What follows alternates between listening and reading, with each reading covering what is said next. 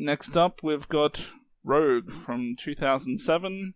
It's an Australian movie about an American travel journalist who joins a crocodile sightseeing cruise. Or I'm not sure if they were just looking at crocodiles or if they were just cruising, looking at other things as well. But crocodiles seem to be one of the main attractions for the cruise.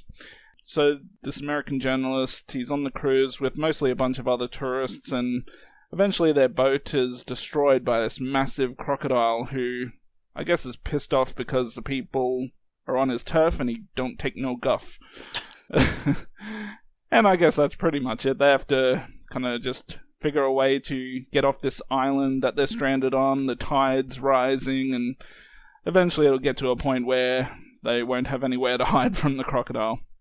Now, I actually saw this movie in the theaters when it first came out. I enjoyed it back then, and I still enjoy it now. I think it's a pretty good movie, especially for its budget. I don't think it had a huge budget.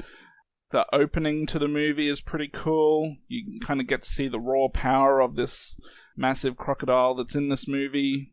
And I think it moves at a pretty good pace as well. There's not too many dull moments throughout. There's always interesting situations and ordeals, and I think it's a fairly thrilling movie and quite entertaining throughout.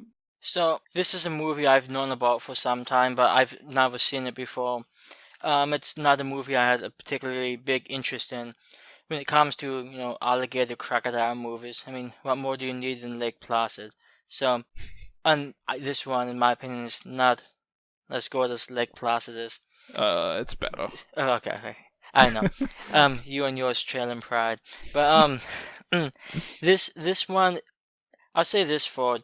I thought the characters, they gave, each character a decent amount of feeling and backstory. So I feel like you can really sympathize with what these characters are going through. One of my favorite scenes in the movie, and I know from a horror perspective this might seem like bizarre, but there's a scene in which this guy is dumping out the ashes of either a wife or some loved one into the water. Nobody else is paying attention besides this one teenage girl who is also on the tow, and they just make sort of like an eye contact, and then the daughter just sort of gets closer to the mother, just because she has him or this other guy has lost his loved one. So, and it's a small scene, but I thought it was really touching. So this, I really like the depth they gave the characters. And that's something that this movie did that, if they had to have done that, I don't think I would have cared that much. As it is, I think the movie's pretty decent. Although I will say there were some portions in which I thought were a bit dull and not necessarily the most exciting stuff. The version I watched was like an hour and 40 minutes, so I feel like if they could have maybe cut out like 15 minutes, I might have been a little happier. Especially like the final fight between the main dude and the crocodile. I felt like that went on a bit long, and I don't know, it just past a certain point I wasn't necessarily less engaged as I would hope I would be. Wow. You suck. Well, I still think it's a pretty good movie. And it's definitely one of the more serious crocodile movies I've seen.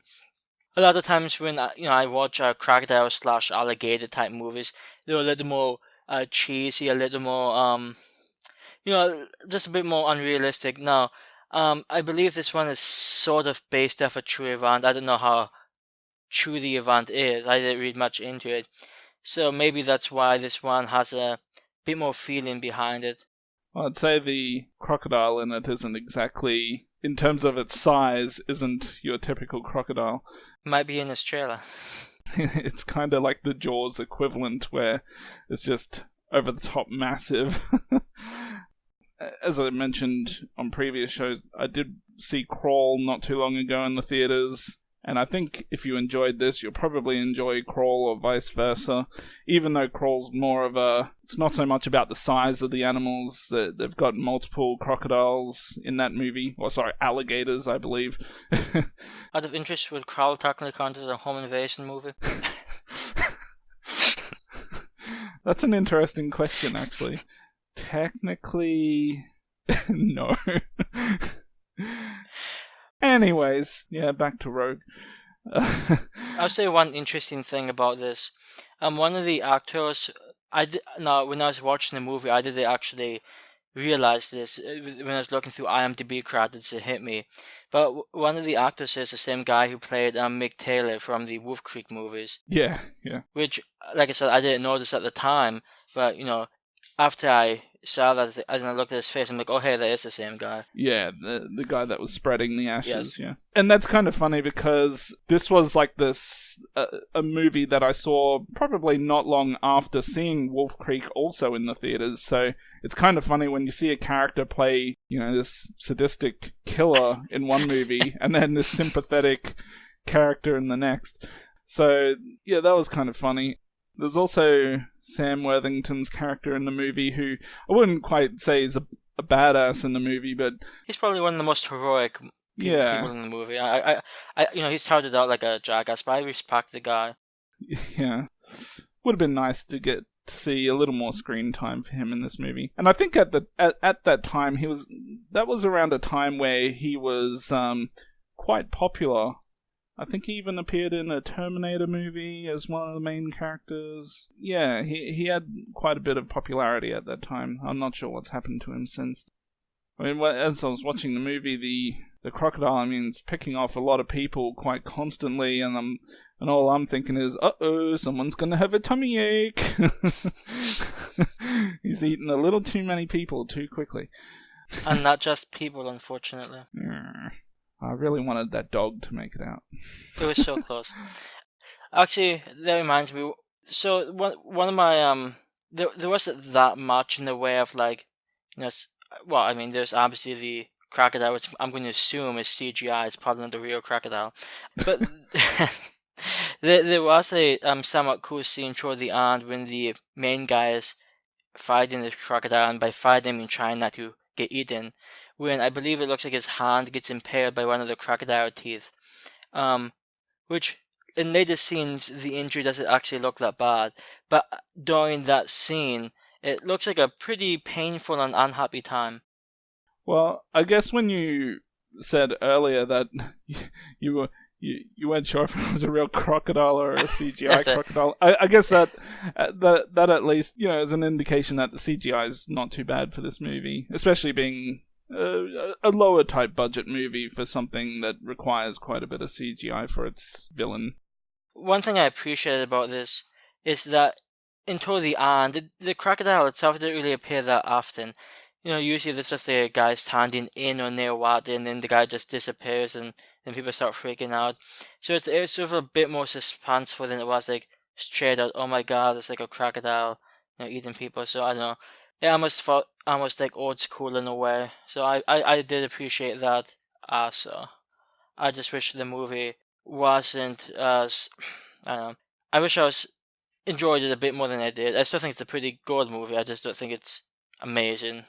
And now it just reminded me that when I did watch Crawl ended with a song during the ending credits, like "See you later, alligator," and this one kind of had a similar type of ending credit song about crocodiles as well. I can't remember what it was. Like "Don't Smile at a Crocodile" or something like that. I can't remember, but they both had like that kind of silly type song to end the movie with, that was themed around the animal. Yeah, so that was just a funny coincidence as well. So I don't know if Crawl kind of borrowed that from Rogue or if that's just coincidental. But, I mean, they're different songs, but kind of the same type of spirit. I sort of appreciate whenever, I guess more like kid-like songs get thrown into, the credits of horror movies.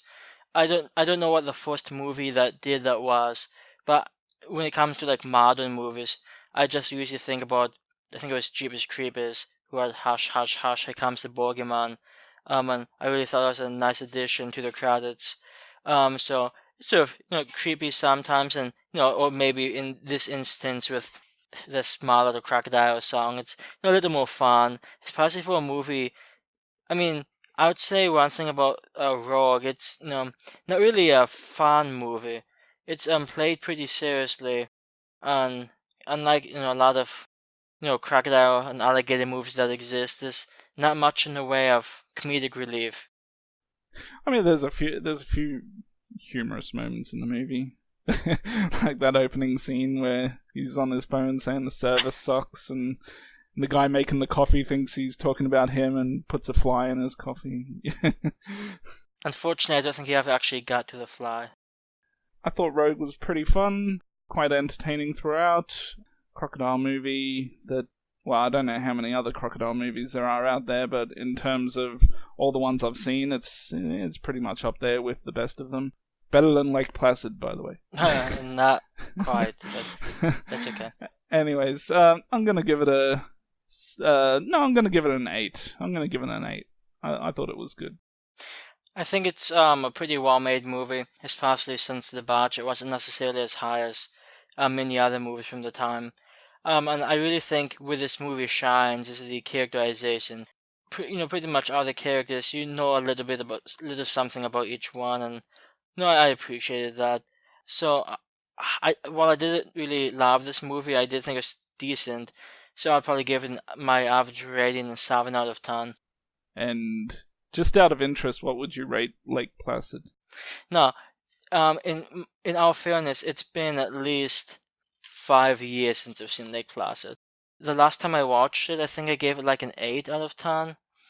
A lot of that comes from the fact that there's an actor in the movie who I really like, Brandon Gleeson, and I really enjoyed him in Lake Placid, so maybe when I see it again, my rating will maybe go down. I don't think it would go down to an average rating, but it's possible. I just remember having a lot of fun with Lake Placid, and like I said, this one, while it's well made, it's not necessarily my idea of fun. I thought you were going to say you had a Bill Pullman fetish.